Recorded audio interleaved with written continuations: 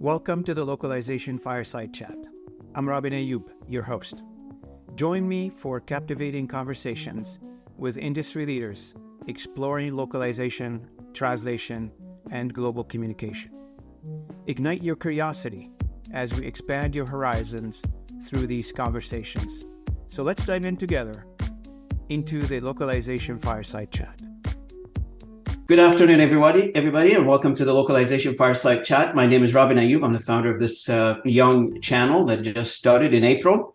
And this is the objective of this channel is an independent voice, self-initiative. I started it myself without anybody pushing me to do it. I felt compelled to introduce a new voice to the industry. So today, I am honored and I have the distinct pleasure to have with me Mr. John Fennelly, who is the CEO of Lionbridge and my boss.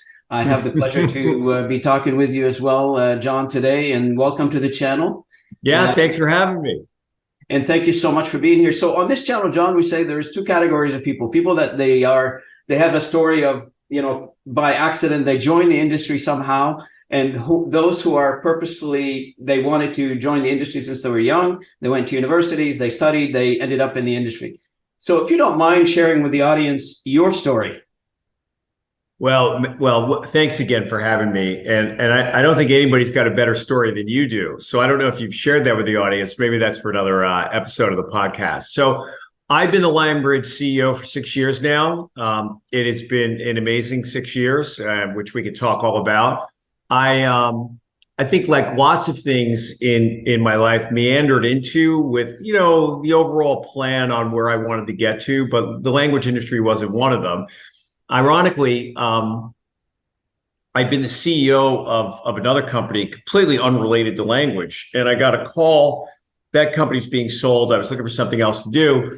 And I got a call from somebody and they said, hey, there's this opportunity in this company in the language industry. And, I went and talked to these guys and, it wasn't that appealing. I got a call a couple of weeks later for the same opportunity and to be the CEO, potentially CEO of a language company. So I said, hey, what's going on here? I got to learn more about this industry. And then, a few weeks later, I got a call from a friend who said, hey, I know some guys, they're buying this company. They're looking for an accomplished CEO to come in and you should talk to them. I said, oh, I'm not interested. Everybody keeps calling me about this job. And then we talked a little bit further. He said, no, that's not the job. These are different guys. And I was like, okay, there must be some fate and karma here that it's pulling me gravitationally to the language industry. And that was probably 7 years ago. And then, lots of back and forth. And then finally I decided to join Lionbridge just through the time when it was taken private. And it's been amazing on so many fronts. It fulfilled a lot of career ambitions I had. It was a big, Lionbridge itself, for those who don't know, is a big global, relatively complicated company, what I think should be an uncomplicated space. And with an amazing workforce that is large and global. I was a couple of minutes late for our podcast. I just flew back in from Europe. I was there this week. I had the pleasure of opening a new office for us in Warsaw, Poland. But I think just in general, my experience with Lionbridge and with so many people, you included, Robin, that have great backstories and ended up in the language industry from really a wide variety of walks of life. Many are global. Many have lived like you in other countries and were raised in places they don't live today. And I think there's just wonderful, wonderful people in the space. And it's been just an absolute pleasure. Well, I remember, and I think you have a Canadian connection. Since I am located in Canada, I got to tilt the conversation a little bit toward. Sure. I think you have some sort of a Canadian connection because I remember part of your journey through your career. You worked for Thomson Reuters, which I did. And before that, I worked for another Canadian company. And so I have long roots in Canada where I spent quite a bit of my career traveling back and forth to Canada, spent a lot of time in Toronto, Montreal, even Vancouver at some point. And so great affinity to Canada, great people. And I think that's why you and I hit it off when we first met. You was in Ottawa. Was it Ottawa when you? In Ottawa, yeah, in Ottawa. Excellent. Well, now, it's interesting in New York, for those who don't know, in Canada, and it is literally an hour flight directly from New York to Toronto, an hour flight to Montreal, and an hour flight to Ottawa. You kind of go across the spectrum, east-west. but very accessible and easy to get to. And in fact, I'm actually coming up to Canada with my son in a few weeks. I think in mid-December, we're coming up to see, we're big hockey fans here in the States. We're coming up to see our team, the Rangers, play the Leafs. Oh, excellent. So you're going to be in the Toronto area. Yeah. Would love to see you in Toronto. We'll have to meet up. Yeah, absolutely. Now, let's move on a little bit in terms of now that you became the CEO of Lionbridge, I guess, and the question becomes, you take on this large responsibility, 6,000 employees around the world, 50 offices around the world, and you just opened a new one you just announced here on the channel, which is great. Congratulations. Breaking news. Let's talk about the transformation through Lionbridge, because at the end of the day, in this industry, it doesn't matter if you're a big player or a small player, there must be some transformation being done to meet the market demand and the challenges, the tech side, how it's been influencing everybody, not just Lionbridge. Take us through the transformation, because one of the things that I've noticed since you took office in Lionbridge is there has been a shift to growth. It has been a shift to more focus on the customer, more focus on the market, etc. So did you have, if you go through the challenges, you had to go through some convincing, some other areas that you had to change in the company? So transformation in general to me it's ever present and ongoing, right? Markets change, your opportunities change, and you have to change to stay ahead of where you need to be. I think with us, the transformation has been multifold, and we, as you know, we're in a complex industry, which I always found interesting, thinking that, like in essence, and I've explained this before, the language business is a lot, in many ways, to me, like the Uber model, where the Uber model is you have a passenger that needs a driver, and Uber does a very nice job in close to real time of matching up a passenger and a driver. The language industry is very similar in the sense that you have content and you need to get that enriched and enhanced by an expert linguist. And so the matching platform, essence, the translation management company system, is the matching engine that gets you to a curated crowd of highly specialized localizers. Now, it sounds incredibly simple, but as we know with Uber, the platform is quite complex as it is with Lionbridge. And we have an inordinately large number of workflows, and we've cataloged, thousands and thousands and thousands of workflows that our customers have.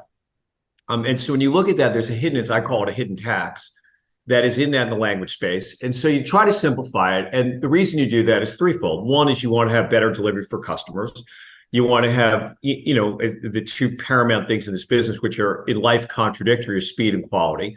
And at the same time, you want to have a great experience for the linguists and the translators that are part of your community to bring the real value to the customer.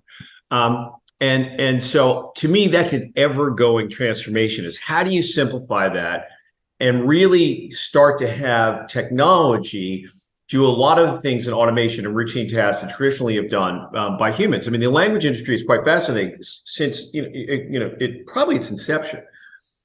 Humans have had to touch content. They've had to analyze content. They've had to figure out content before it even gets to somebody who can enrich and translate and localize content.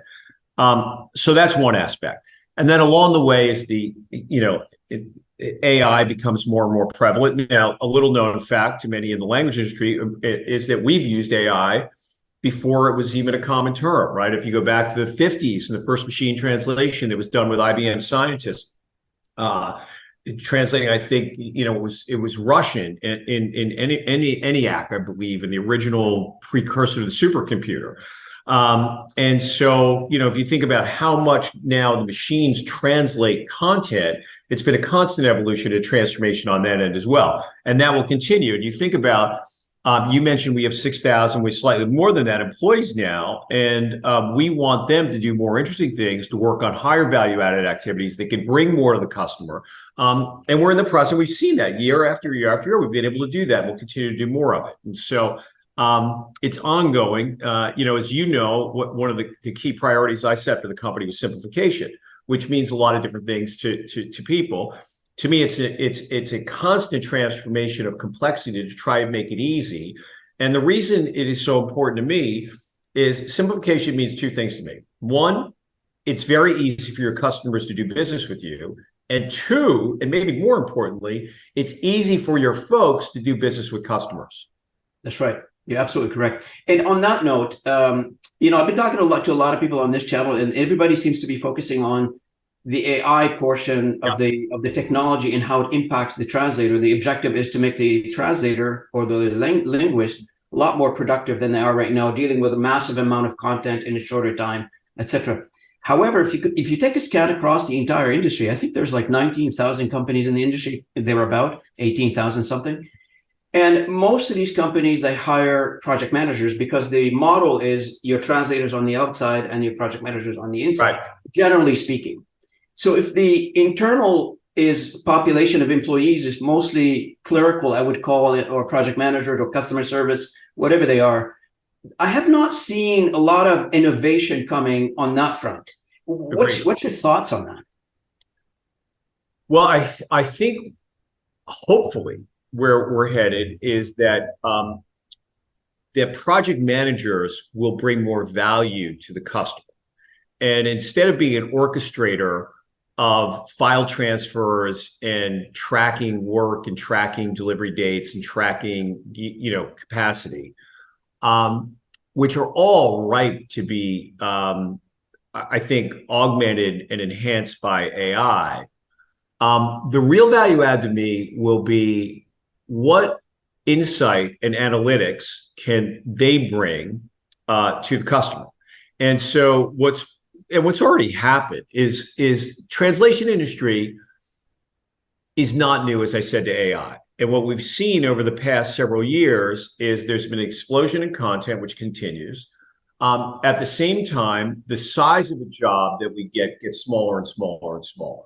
So on one aspect, humans cannot continue to handle the volume at the same pace that they have traditionally. So it's very important, and it's not a displacement of human resources, but it's an enhancement of human resources to get project managers to work on either, better client relations, understanding more about what the client's doing, understanding what parts of a client's business is documentation, is it marketing, is it website refreshes, variety of different things that we can bring more insight and more value to. So I think that the modern day evolved project manager will have to be a lot more focused on the end customer result and the end result. And, as I've written extensively about, and as you've seen, there's a fear that permeates well beyond localization and translation that AI is going to be a huge displacer of jobs. And I was reading something on the plane coming back today that, 10 years ago, there was a seminal study and people said that automation, there were two famous economists who said automation is going to eliminate half of the manual labor jobs that are out there. Now, what we found in the early returns, even with generative AI, is in fact the opposite.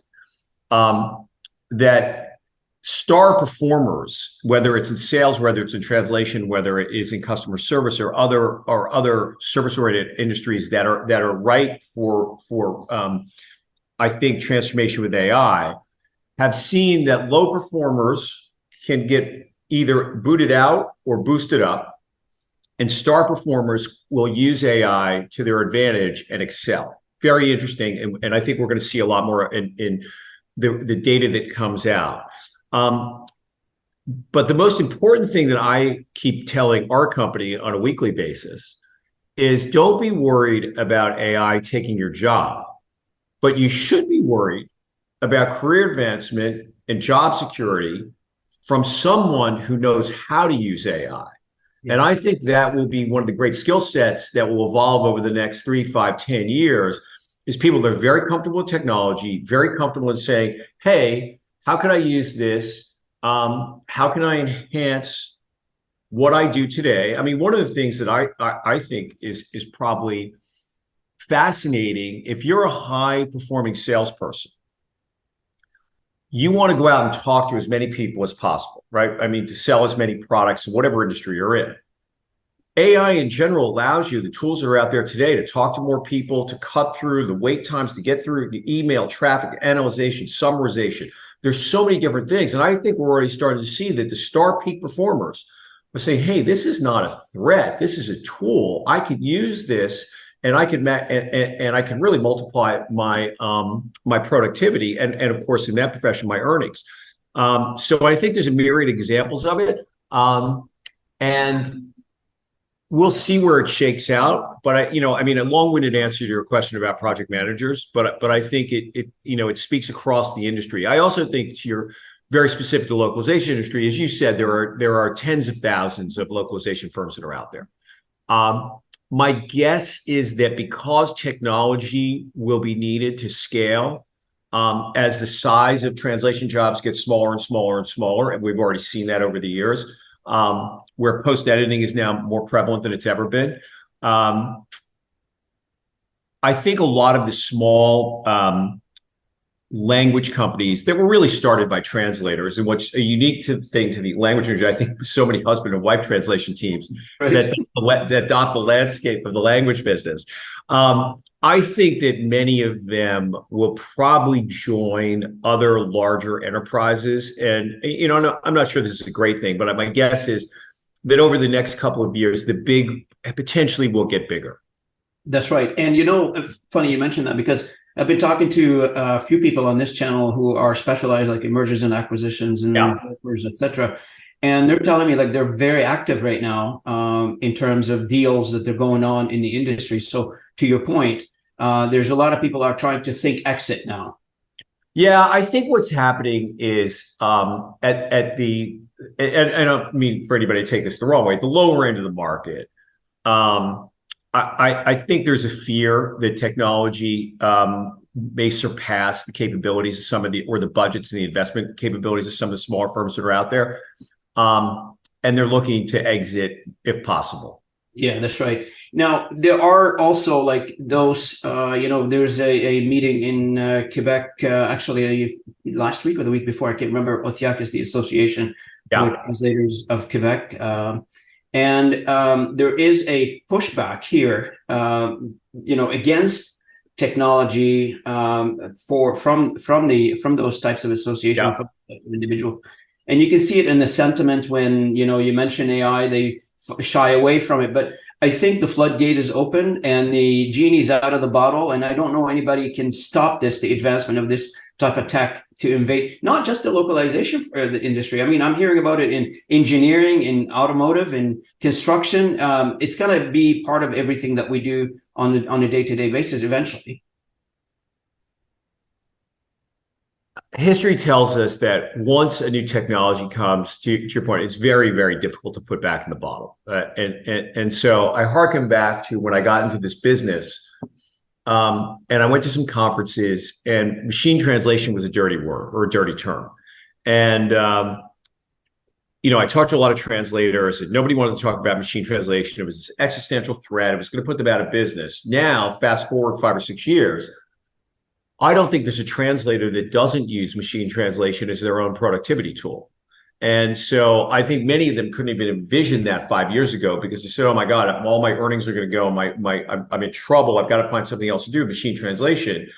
Now, nature of work's changed. They may have more content, smaller jobs, more transactional oriented, but potentially the same earnings power. And I do think it could depress wages because the size of jobs will get smaller. But the number of translators that are out there has not noticeably diminished over the last 2, 3, 4, 5, 6 years. And we talk about this quite a bit, is the amount of content being generated, especially now, ease of generating content. Like AI can generate content now, like quickly, easier. And of course, you still need a human involvement in it at this stage.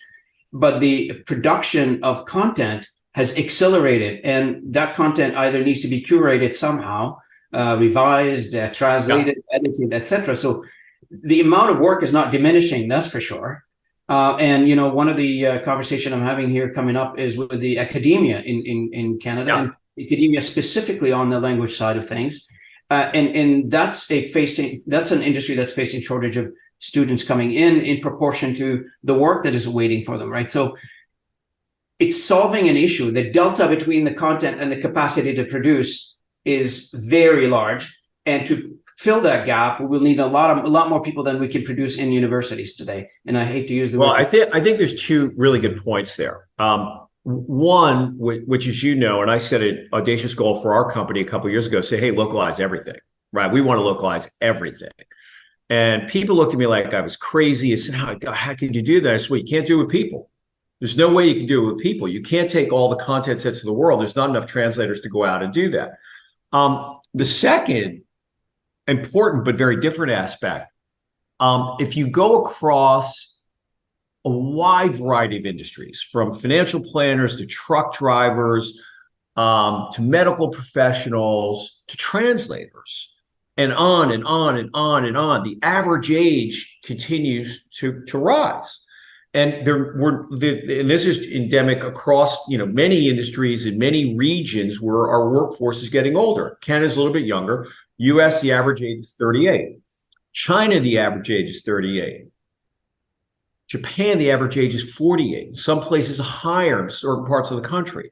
And so we have a rolling problem of an aging population not being replaced but with the same number of workers. And what this will fuel, in my estimation, a tremendous amount of innovation that's going to come. And I think AI is actually something that's going to be able to solve some of the workforce demographic problems that we've got, is that we'll be able to augment and make workers more productive by using tools, not displacing them, but actually helping them, because they're going to have to do more because the workforce just isn't regenerating at the same levels that it traditionally has. Correct. And this issue has been plaguing the translation industry or the localization industry. Yep. The average age of the translator, the people exiting the business or the industry versus the people entering the business. It's been a problem everywhere. And you notice, like, people in their 70s and sometimes in their 80s, they're still translating. It's well, I just read an article this morning about a company in Vermont, where Vermont in the US is, I believe, the oldest state. Okay. And they have the highest number of people over 65, the highest number of people over 50, and their unemployment rate is 1.2%. Mm-hmm. Oh, they wow. can't find workers, whether it's at a hospital. And one of the examples they used was a chocolate company that is getting ready for peak Christmas time, and they're bringing retirees back. They're paying $25 an hour for entry-level jobs to come in, seasonal jobs. And they're trying to use more technology to figure out how to package things up and ship things. But I think it's an interesting little story, but representative of a lot more to come. Absolutely. And jokingly here saying this, like, if you need a job, go to Vermont. I guess that's the I believe they're the state here in the US that has been paying people that have a certain educational level, commit to a certain amount of times. They've been giving checks for people to come and move, professionals to move into the state. I'm interested, John, in your opinion, now that you've been in the industry for a few years. You come from outside the industry. You're on the CEO Council for the CSA Council. Yeah. I'm interested in your view on, I had this view, but now I'm diluted a little bit because I've been at it for 20 years. So my view has been shifted. But you're still in the zone. What is your view on the industry from, looking at it, where you come from and what you're experiencing now with your peers, with your colleagues in the industry? That's a really good question. So again, like, I said before, lots of nice people. And I think what you've had is a lot of, not unlike other industries, where you had a lot of, small entrepreneurial firms that 15 or 20 years ago could have never envisioned how big they'd be today. And so they didn't build these firms to the scale that they've reached today, particularly from a technology standpoint. So I think across the spectrum, the industry is a little bit behind on the technology curve. I think half of the people that I've met that run other language companies are 5 years behind where we need to be. And I think the other half are slowly waking up to, that it is a technology arms race to a degree, to make sure that you can process very large volumes of content profitably. I think the race is on, and I think, you know, the M&A environment has slowed down quite a bit. Interest rates have come up, and you know, across all industries for the last 18 to 24 months. But I think as that window lifts, you'll see more consolidation in the space, and I do think a few years from now you'll probably have 2, 3, 4 very large players in the language space that are doing massive amounts of post editing, verification, prompt engineering. Maybe the subscription model comes in for certain things from a technology standpoint that, you know, the industry's tried to get to for years. And so we'll see, but it is an evolution that could turn into a revolution. No, absolutely. I mean, you've got a very good point in terms of the evolution and adding services to some of those companies where they would like to survive and move on in the move to the next phase of their business cycle.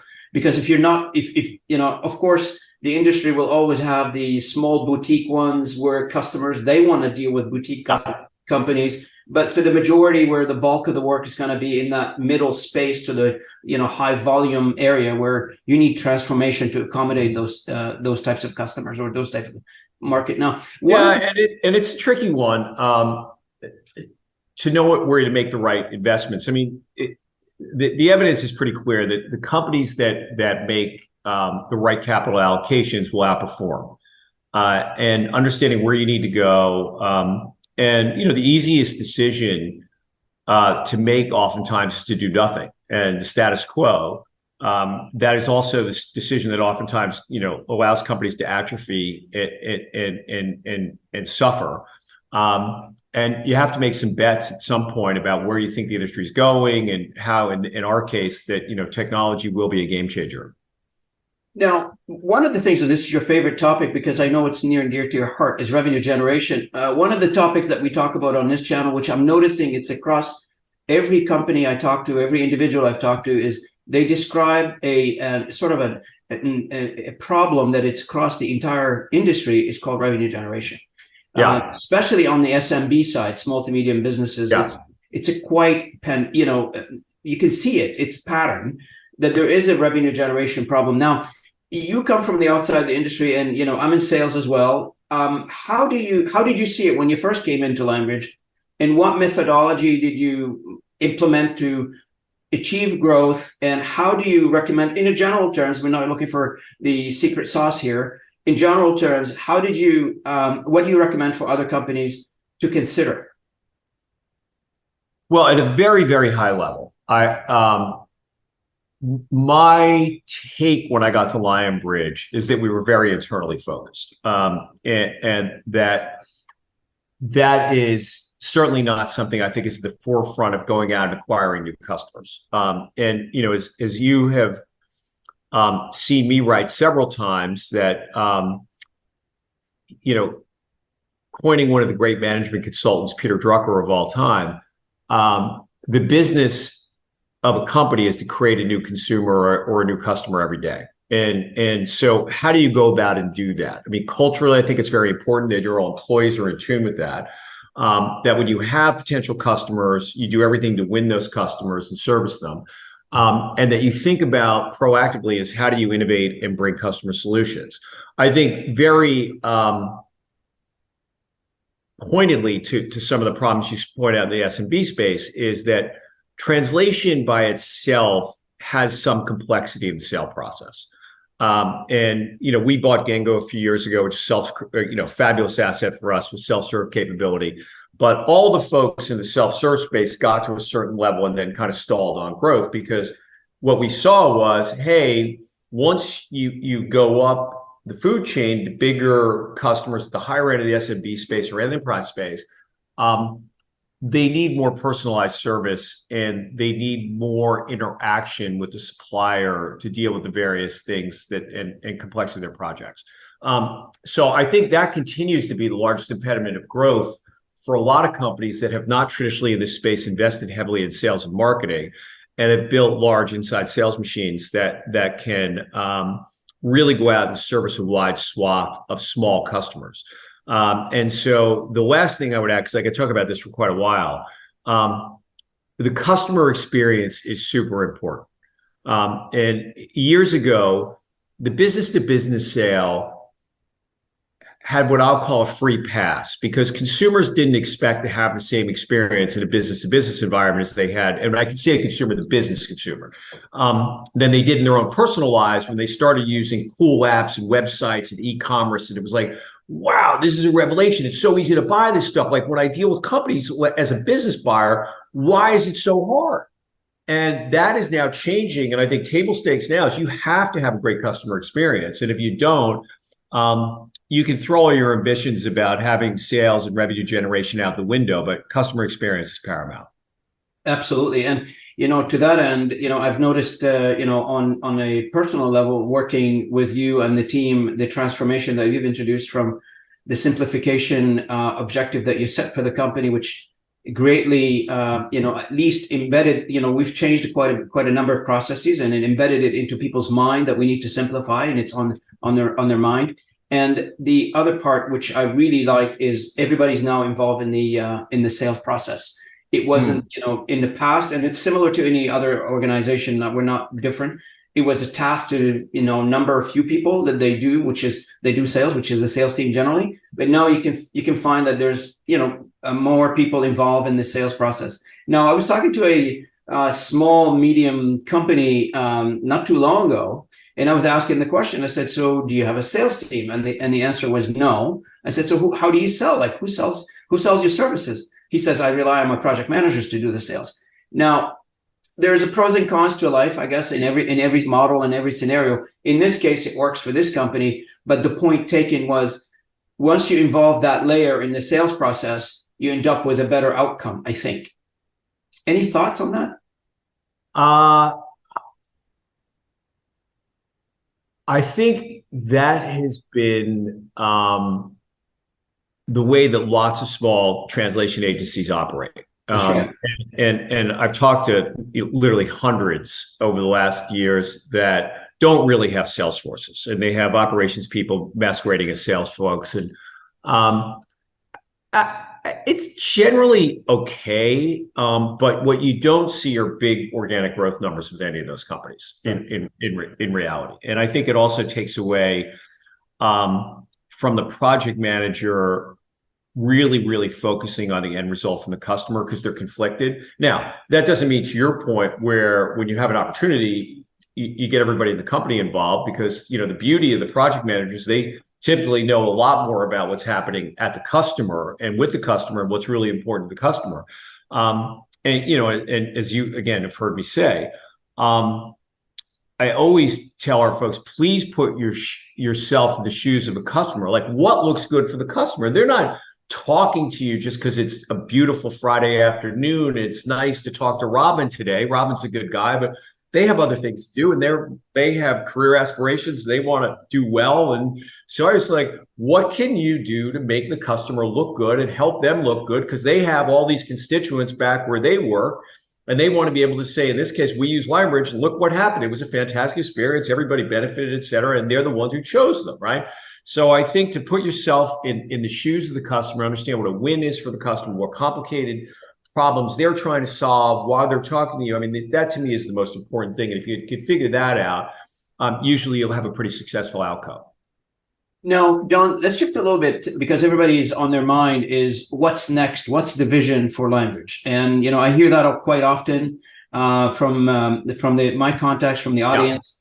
What's the vision for Lionbridge? Where are we? Where is this company going next, in your opinion? Now that we had the AI division that was sold, yeah. Now you're shaping the company, you're setting up on a good footing for the future. What does the future look like for Lionbridge?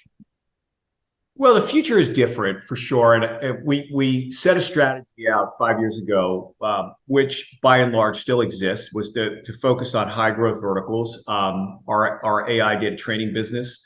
Our games business, which has been going gangbusters and fantastic business for us, which is growing at really high rates. Our life sciences business and our OPI business. Now, I won't spare everybody why we got into all those very demographic related, huge population of people that play games in the world, aging populations of the world, totally different end of the spectrum that need healthcare for years to come, medical devices, clinical trials, et cetera, et cetera. So I think the strategy still is valid, and we retest that all the time. And then our regional strategy for the Americas, Canada, US, Europe, Asia, et cetera.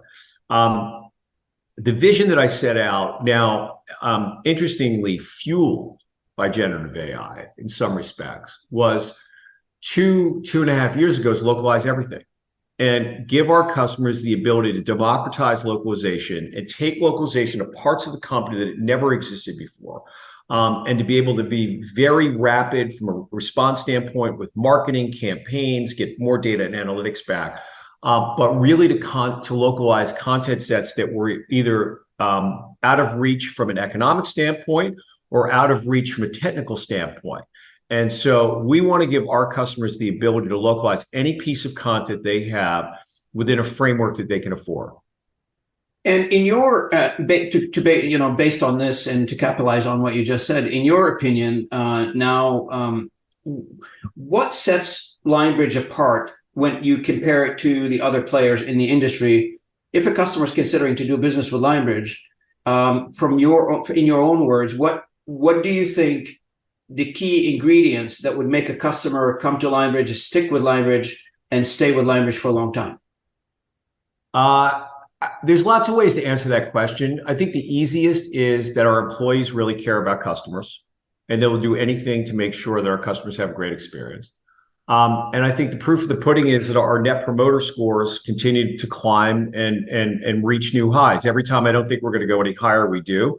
And so our employee engagement is really high. Our customer engagement is really high. Outside of that, there's a whole lot of things we're bringing to the market from a technology standpoint, et cetera. But, I always look at when you do business with people that care about you and are interested in your success, that's usually a pretty good quotient for you winning and feeling good about what you're doing. Absolutely. And now looking ahead in terms of where the company, as you mentioned earlier, in terms of vision, in terms of where we're going, what do you think the most, the obstacle that you vision down the road that I have to remove this obstacle in order for me to continue forward here? If you were to think about the challenges ahead and that you need to solve, without probably naming again the exact ingredients, but where do you think the most roadblocks that you need to remove to continue the vision forward?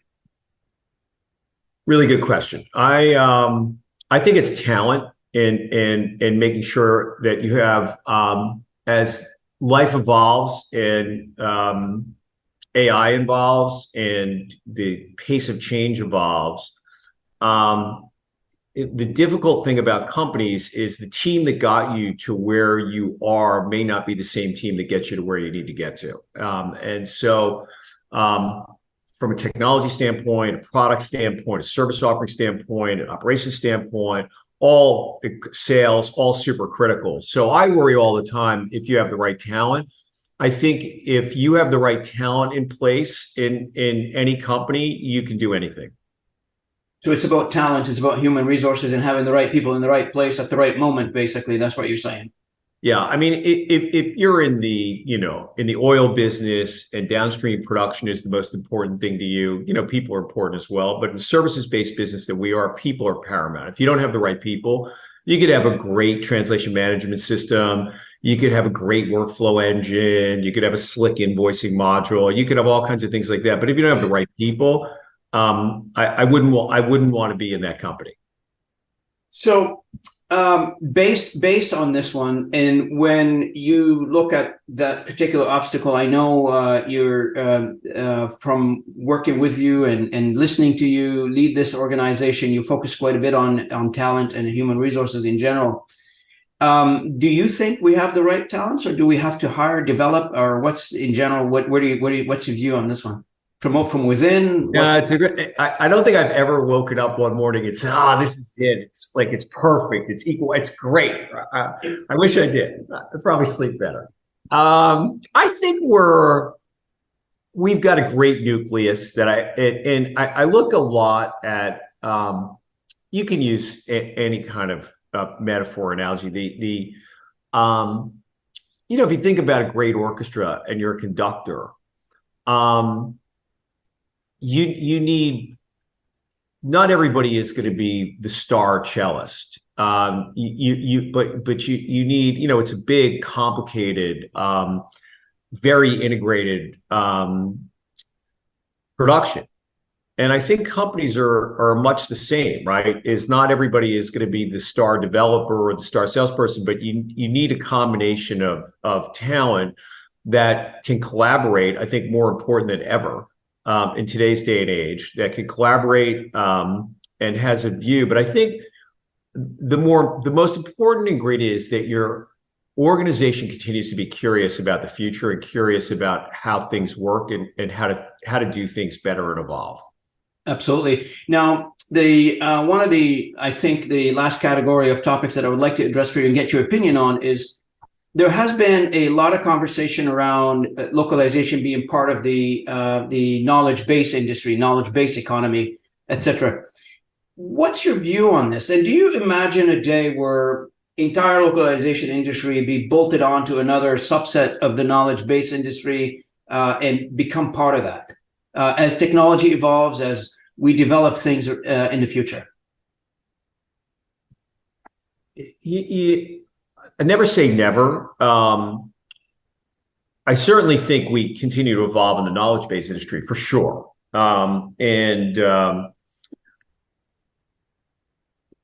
But I do think there's some uniqueness to the localization industry that will survive for a period of time and not be subsumed by other kinds of companies that just make this a capability or an offering. I could be wrong, but I don't think so. Like one of the areas that I'm interested in, and I started doing some discussions on, is collaboration with other subsets of the knowledge-based industry, which creates a lot of possibilities for both. For both standards. So one of the things is I did a couple of podcasts on is.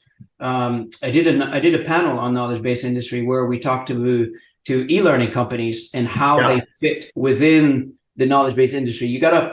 I think about the localization industry as a small piece in a long trajectory of content from the start to the end. Toward the end, there's somebody needs to translate this content, and then it goes to publishing. But if we think about it from specifically in this type of example, an e-learning industry where you're creating the content and you're collaborating on creating the content, then it gives you a better outcome for the customer. No doubt. And we're already there in a lot of ways. I mean, multimedia and e-learning is one example of many and really fascinating and interesting. In a lot of ways, a whole new area of localization and fueled by COVID. The other piece is just generally around content. And, some of the things that we've already been able to do with what, we call smart content, Lionbridge Smart Content, is we can already, as you know, tell a customer, hey, the content you've got here, it's not well written. And because it needs a little bit of help or tuning, it's going to be more expensive to translate. And we can actually go in and help amend, edit, tweak the content and actually make it flow more seamlessly with less back and forth and workflow with the customer. And I think we're in the early days of that, and we proved that 2 years ago. And that's when generative AI came, where I was alluding to before. I was like, wow, this is what I needed. All right, this can absolutely take us to the next level, both from a content creation, content enablement, enhancement, proliferation, and then of course downstream localization. Absolutely. I mean, you bring a very good topic, and we've talked about it quite a bit, is the outcome that counts. So when you translate as a customer, or you use any services, e-learning, translation, whatever service you use, you're interested in the outcome and the performance of that particular piece of content that you've dealt with on any level. That was, as I like to say, don't love the process, love the outcome. Correct. Absolutely. And I know at Lionbridge, we start to introduce the notion of measuring the outcome of particular content and how it performs. That's the measurement. I know in e-learning, they have level 1, level 2 testing, level 3, level 4 testing just to measure the impact of this particular content on the particular individual. Did it improve? Did it help? Did it support, etc.? And in localization is the same way. If you're translating to a marketing piece for a website, did it actually generate sales? Did it drive traffic? The Holy Grail. Yeah, the Holy Grail. Absolutely, absolutely. I don't want to take too much of your time. I know we're coming up on the bottom of the hour here. We only booked 1 hour for this particular conversation, but I'm really. Well, I don't want to bore your audience to death. No. I'm so thrilled that you were able to join me today. I really appreciate it, John. Thanks for your time. Is there my pleasure. Any other comments that you'd like to share before we terminate? No, thank you for, other than thanking you for having me, and hello to everybody in Canada and some probably old friends that I look forward to seeing. And I hope your numbers keep going up on the podcast. I really appreciate it, John. Thanks again for for joining me today. Have a great weekend. Thank you. And thanks to the audience for having joined us today on this podcast. I really appreciate you listening in. If you haven't subscribed yet, please consider subscribing to this channel. We appreciate your support. And thank you, John, again. Consider this channel as your home. If you have any other announcement you want to share with everybody, would love to have you again. Thank you again, John. Okay, thank you. Bye-bye. Thanks for tuning in to the Localization Fireside Chat. Take the warmth of knowledge and renewed cultural passion with you. Keep exploring. Stay curious. And until next time, this is Robin Ayub. Keep those global conversations alive.